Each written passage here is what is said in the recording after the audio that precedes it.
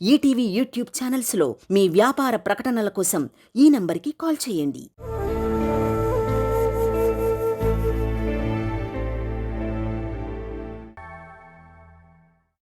బాలా స్థానంలో నేను ఇంకొకరిని అసలు కలలో కూడా ఊహించలేను. మీకు విషయం తెలుసా? పెళ్లి లీవులయ్యి పూణేకి వెళ్ళిన నేను ఈ ఒక్క నెలలోనే 2 సార్లు తిరిగి వచ్చేశాను. తనని ఒక్కసారి చూడటానికి, తనతో మాట్లాడటానికి. నా ఇంట్లో ఉన్నవారు ఫ్రెండ్స్ అందరూ చెప్పారు తనని వదిలేయమని.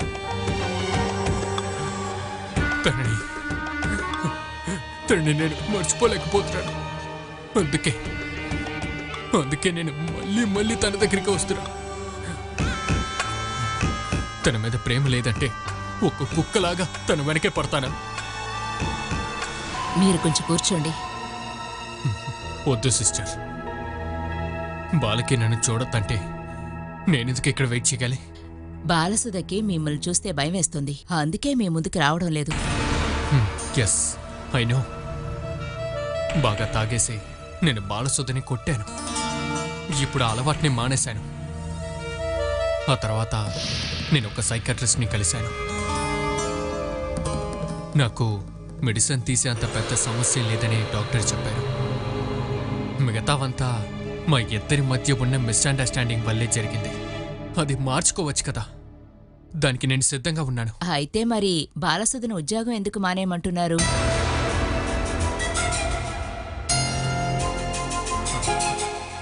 ఈ ఉద్యోగం ఉండడం వల్లే తను ఏం వదులుకోవడానికి సిద్ధంగా లేదు.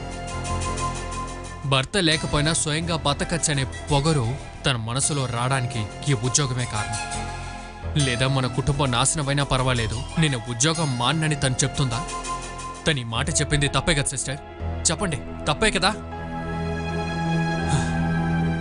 ఒక భర్త అనేవాడు తన పెళ్ళానికి ఇంతకన్నా ఏం వదులుతాడో మీరే చెప్పండి. ఏదేమైనా సరే మీరిప్పుడు బయలుదేరండి. బాలసుధ మనసులో మీ మీదున్న కోపం ఒక్క రోజులో తీరేది కాదు. అందుకు కొంచెం సమయం పడుతుంది. మీరు ఓర్పుగా ఉంటే ఈ సమస్యని పరిష్కరించొచ్చు. సిస్టర్, తనకి అర్థమయ్యేలా చెప్పండి. బాలా భయపడేటట్టు ఇకపై ఏమీ జరగదు. నాకు తనంటే అంత ఇష్టం. నాకు బాలాపై ఏ కోపం లేదని తనకి చెప్పండి సిస్టర్. ఇక నన్ను ఇలా వదిలేకూడదని మీరే తనకి అర్థమయ్యేలా చెప్పాలి సిస్టర్. బాలా లేని జీవితం బతకడంలో నాకేం ఇష్టం లేదు. ఇది తనతో చెప్పండి. వస్తాను సిస్టర్.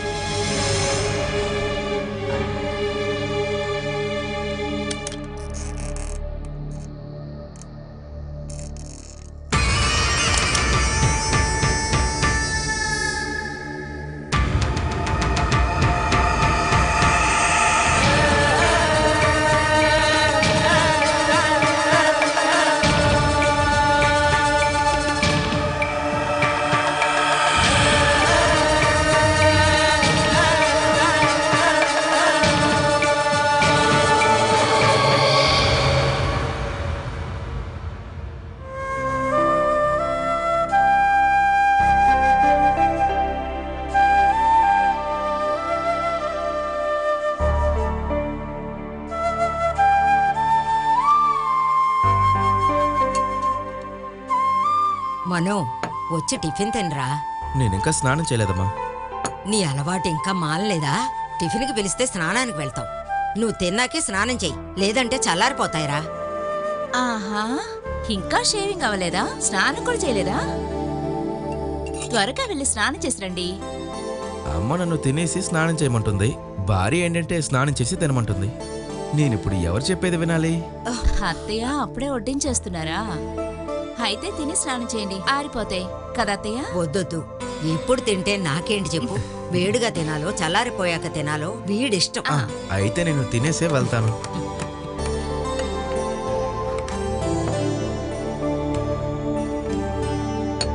ఇంటి నుండి అమ్మ కాల్ చేసింది. ఏంటి, అక్కడ వేరేదైనా ప్రాబ్లమా?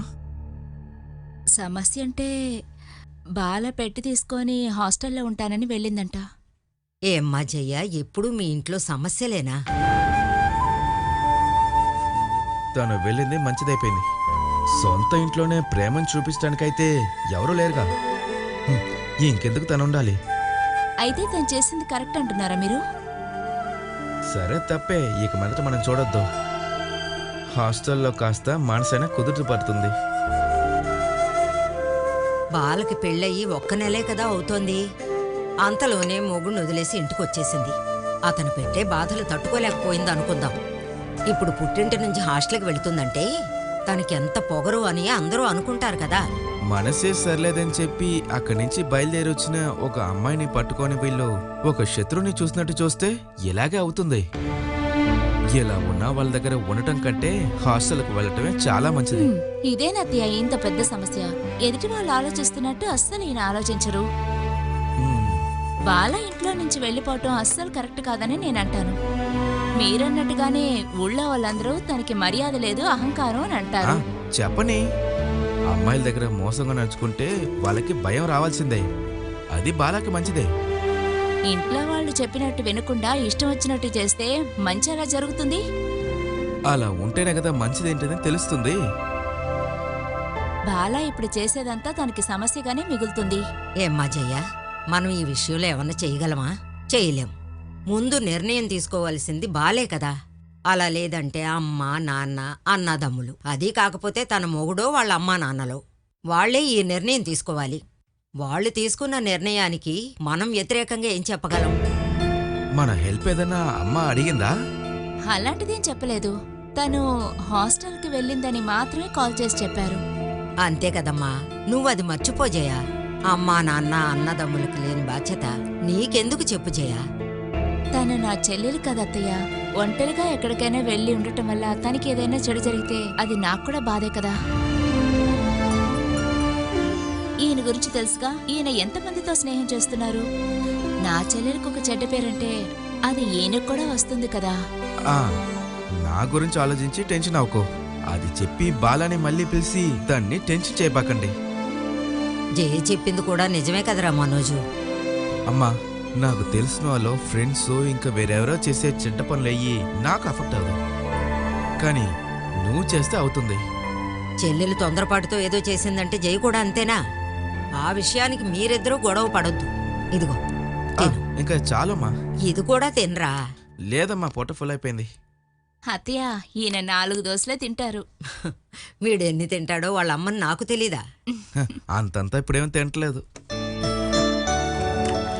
నేను తీస్తాలే. వద్దులే అత్తయ్య, నేను తీస్తానులే. పెళ్లికి ముందు వీడు ఎంత పట్టుదలగా ఉండేవాడో తెలుసా? అదంతా ఇప్పుడు కూడా ఉంది. అవన్నీ నువ్వు మార్చావని నాకు తెలీదా? అదే విధంగా నీ చెల్లెలు కూడా మార్చుకోవచ్చు కదా. చెప్తే వింటేనే కదా. తనని ఎంతో బాధ పెట్టారన్నమాట నిజమే. ఆ కారణంతో బంధుత్వమే వద్దని తెంపేసుకుంటే ఆ నష్టం తనకే కదా. వేణు ఇంట్లో వాళ్ళకి క్షమాపణ చెప్పడానికి వచ్చినప్పుడు బాల మనసు మారి ఉండాలి. నేను కూడా అదే చెప్పాను అత్తయ్య. వాళ్ళతోనే తిరిగి వెళ్ళుండొచ్చు. మీరు చెప్పేదంతా తిరిగి వెళ్ళటానికే కారణం, కానీ తిరిగి వెళ్ళకుండా ఉండడానికి బాలాకి 100 కారణాలుంటాయి. మరి ఏం చేద్దామని? ఎప్పుడూ ఒంటరిగానే ఉండిపోదాం అనుకుంటుందా? సొంత చెల్లి అనుభవించిన కష్టాలు ఇంకా బాధలో కన్నీళ్లతోనే కదా నువ్వు నాకు చెప్పావు. అప్పుడంతా తన బత అంత సానుభూతి చూపించావు. వేణుగోపాల్ని చూస్తే నీకు కొట్టేంత కోపం ఉండింది కదా అప్పుడు. అదంతా ఎక్కడికి పోయింది ఇప్పుడు? ఆ, అదేదో బాధలు చెప్పానులేండి. అందుకని తన జీవితం గురించి ఏంటి మరి? ఎంత చెడ్డవాడైనా సరే భర్త అనేవాడు భార్యకి అండే. అతను లేకుండా ఒంటరిగా బతికితేనే ఆ గొప్పతనం తెలుస్తుంది. భర్తను వద్దనుకున్న అమ్మాయిని చెడు దృష్టితోనే చూస్తారు. నేను చెప్తే మీరు ఒప్పుకోరుగా. ఇప్పుడు అత్తయ్యే చెప్పారు, విన్నారా? బాలాని ఎలాగైనా సరే వేణుగోపాల్తో పంపించాలి. బాల అనుభవించిందంతా నీకు తెలుసు కదా. తన ప్లేస్లో నువ్వుంటే తిరిగి వెళ్ళేదానివా? ఇక్కడ మధ్యాహ్నం దాకా టైం ఉంది. అమ్మ కొడలో కలిసి ఆలోచించి ఒక సమాధానం చెప్తే నాకు బాగుంటుంది. ఎంత పెద్ద సమస్య అయినా కూడా చూసే వాళ్ళకి ఎంత పెద్ద సమస్య అని వాళ్ళకి తెలీదు. అనుభవించే వాళ్ళ బాధ ఎవరికీ తెలీదు. తను ఒంటరిగా కొన్ని రోజులు ఉండనివ్వు. అందులోగా ఈ సమస్యకి బాలానే సమాధానం చెప్తుంది. ఆ మధ్యలో తను బాధపడ్డానికని మీరు వెళ్ళకండి.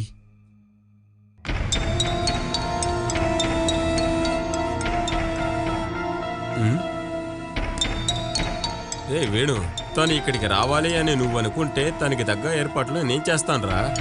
రే, చెప్తే ఏదైనా చేసే కుర్రాళ్ళు సుమేష్ దగ్గర ఉన్నారు. నువ్వు ఒక్కసారి అని చెప్పు, తన్ని ఇక్కడికి తీసుకొచ్చి పెడతారు.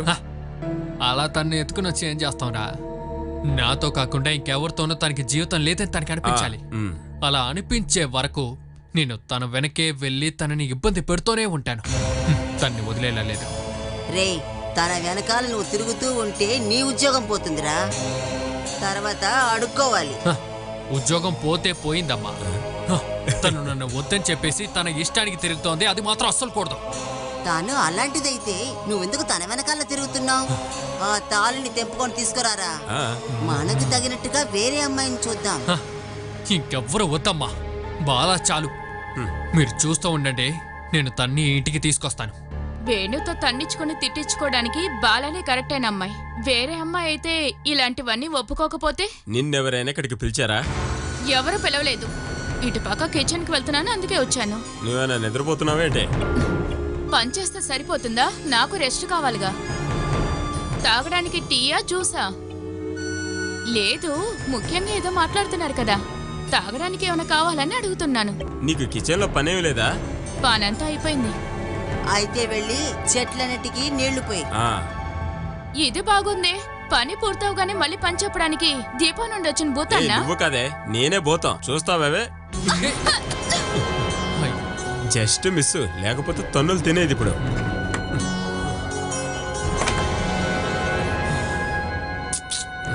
రే, ఒక అమ్మాయి కోసం నువ్వు బాధపడి నీ జీవితాన్ని పాడు చేసుకోకురా.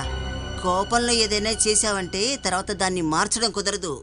అందువల్ల నువ్వు రేపే బయలుదేరి పుణేకి వెళ్ళిపో. వేణు, ఒక్కసారి నిర్ణయం తీసుకుని దిగామంటే అది పూర్తి అయ్యేంత వరకు ఎన్నికి వెళ్ళకూడదు. ఇప్పుడు ఒకళ్ళు వచ్చి నిలబడ్డ చోట 2 ఫుల్లు తాగాలని చెప్తే మనం ఆ టాస్క్ తీసుకోవాలి. రే, ఇప్పుడు నువ్వు తీసుకున్న నిర్ణయం సరైందే. బాలా పడిగెత్తి ఆడుతున్నది ఆ ఉద్యోగాన్ని చూసుకునే కదా. డైలీ నువ్వు ఆ స్కూల్కి వెళ్ళి గొడవ పెట్టుకుని ఆ ఉద్యోగాన్ని పీకించేసే పని అయిపోతుంది. తాను పని మానిపించాలని నీ పని పోగొట్టుకోకు. వేణు, తను ఇలాగే ఏదోదో చెప్తాడు. కాంట్రాక్టర్ని పేరు మాత్రమే విడిది, చేతిలో ₹1 ఉండదు.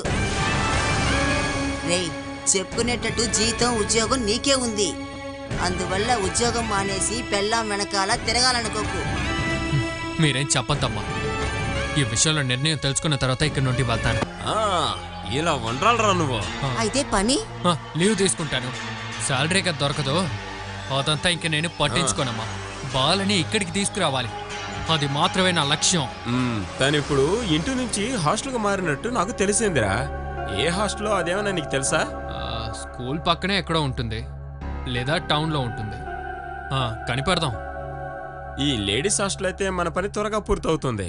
హాస్టల్కి వెళ్ళి గొడవ చేశావంటే జామీన్ ఇవ్వడానికి నేను ఖచ్చితంగా రాను. తన భార్యని కలవటానికి కేసు ఎందుకు అవుతుందమ్మా? అంతే కదరా వేణుగోపాల్? రే, నువ్వు డైలీ కూడా హాస్టల్ చుట్టూ తిరుగు. తన మాత్రమే కాదు, ఆ హాస్టల్లో ఉన్న ఏ అమ్మాయి కూడా ప్రశాంతంగా ఉండకూడదు. నువ్వేం కంగారు పడకరా. ఉదయం నుంచి సాయంకాలం వరకు లేడీస్ హాస్టల్ ముందు అటు ఇటు తిరుగుతూనే ఉండు. హాస్టల్లో ఒక అవసరం కోసం వచ్చానని చెబితే చాలు, వెంటనే హాస్టల్ వాడైనా అమ్మాయిని అక్కడి నుంచి పంపించేస్తారు. అక్కడి నుంచి పంపిస్తే వేరే హాస్టల్, అక్కడ కూడా వెళ్ళాలి. లేదంటే ఆ చుట్టుపక్కల ఉన్న హాస్టల్కి అన్నిటికీ వెళ్ళి తన పేరు అడ్రస్ చెప్పి తన చేర్చుకోనివ్వకుండా చేయి సరిపోతుంది.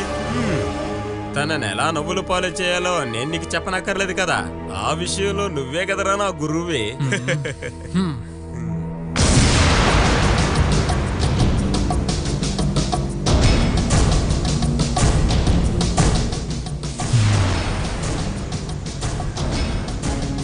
ఎలా చేయాలో నాకు తెలుసురా.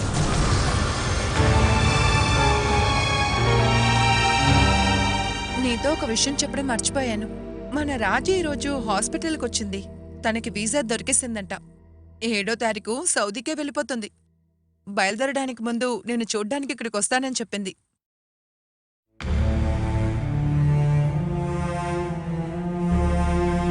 బాలా, ఏ ప్రపంచంలో ఉన్నావు? నేను చెప్పింది విన్నావా? నేను ఇంకో ఆలోచనలో ఉన్నానులే. అదే అర్థమైందిలే. నువ్వేం చెప్తూ ఉన్నావు? నేను మన రాజు గురించి చెప్తున్నాను. తను 7వ తారీఖు సౌదీకి వెళ్తోంది. బయలుదేరడానికి ముందు ఇక్కడికి వస్తాననింది. రాజీ ఉన్నప్పుడు తనెప్పుడు మాట్లాడుతూనే ఉండేది. రాజీ స్థానంలో ఇప్పుడు వచ్చిన అజిత ఉంది కదా, తను కూడా వేరేలాగా పక్కా రెవల్యూషనరీ. ఈరోజు స్కూల్లో ఏమన్నా సమస్య? ఎందుకని అలా అడిగావు? వచ్చినప్పటి నుంచే నువ్వు వదోలాగున్నావు. ఏం లేదు, నీకలా అనిపిస్తోంది. ఏమీ లేకుండా ఉండదు గాని 2-3 వారాలుగా నేను చూస్తున్నాను కదా, అప్పుడే మొహంలో కనిపించిన సంతోషం ఇప్పుడు కనిపించట్లేదు. ఏమైంది టీచర్? ఆయన నా కోసం వచ్చారు. ఎవరు? నేనెవరికి భయపడుతున్నానో అతను. వేణుగోపాల. హ్మ్.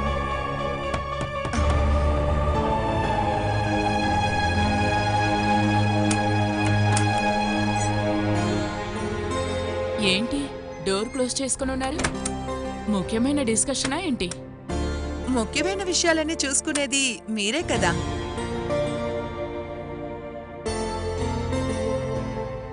అయ్యో, బాలా కోసం ఒకరు వెయిట్ చేస్తున్నారు.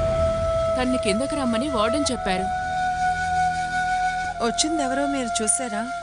లేదే, ఒకరు కూర్చోవడం చూశాను, ఎవరనేది గమనించలేదు. అది వేణుగోపాల్ అయ్యుండొచ్చా బాలా? ఏంటి, ఏదైనా సమస్య ఉందా?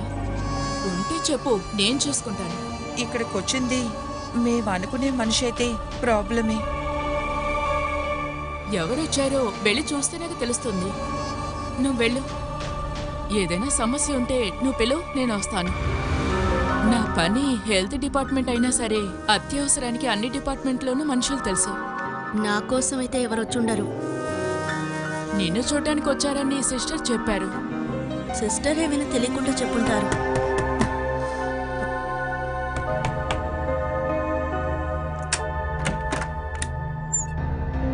బాలా ఎక్కడుంది? బాలాని కలవటానికి ఎవరో వచ్చారని అజిత వచ్చి చెప్పలేదా? చెప్పింది. మరెందుకని వచ్చి కలవలేదు? నాకంటూ ఇక్కడ ఎవరు లేరు కాబట్టి. వచ్చింది ఇంకెవరో కాదు, మీ హస్బెండే.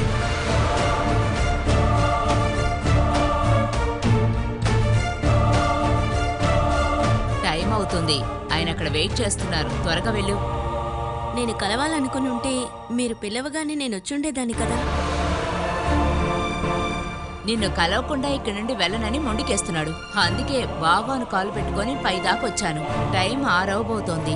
ఇదొక లేడీస్ హాస్టల్. భర్త అయినా సరే, తండ్రి అయినా సరే, అన్నదమ్ములైనా సాయంత్రం టైంలో వాళ్ళిక్కడికొచ్చి కలవడం మంచిది కాదు. నువ్వు పద, వెళ్దాం. నేను దిగి వస్తే నా మనశ్శాంతే పోతుంది. మీరు ఎలాగైనా ఆయన్ని వెళ్ళిపోమని చెప్పండి. ఇలా మాట్లాడితే ఎలా? చెప్పాల్సిందేదో ఆయన దగ్గరికి వచ్చి చెప్పు. ఇంకెప్పుడు ఇక్కడికి రావద్దని గట్టిగా చెప్పేయి. ఆ తర్వాత ఏ సమస్య ఉండదు. ఏంటి బాలా, నేను మాట్లాడాలా? ఇందులో మీరెవ్వరు జోక్యం చేసుకోవద్దు. బాల వెళ్ళి మాట్లాడితే చాలు. ఏదో ఒకటి చెప్పి పంపించు. మిగతా వాళ్ళకు కూడా ప్రశాంతత ఉంటుంది. పద. బాలా వెళ్ళు. ఇక ఇక్కడికి రావద్దని మొహం మీద చెప్పొచ్చాయి.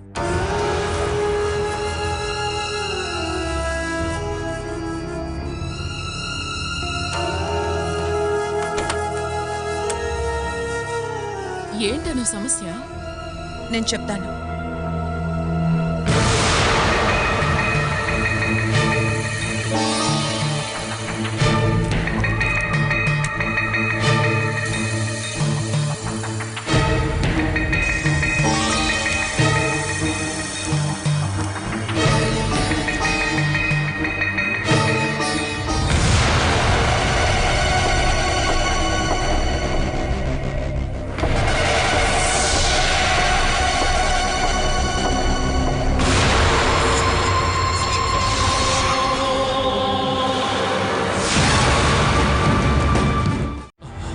నువ్వు నాతో రావాలి.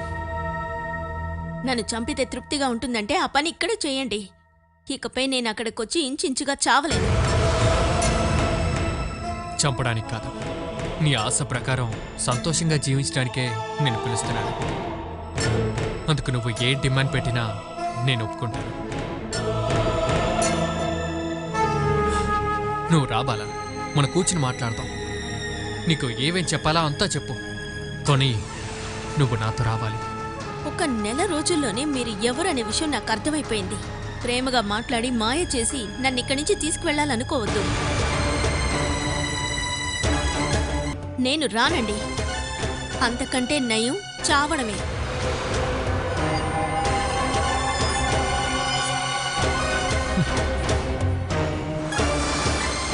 నేను ఒక 4 సార్లు వచ్చేళ్ళనంటే స్కూల్లో నీ ఉద్యోగం పోతుంది.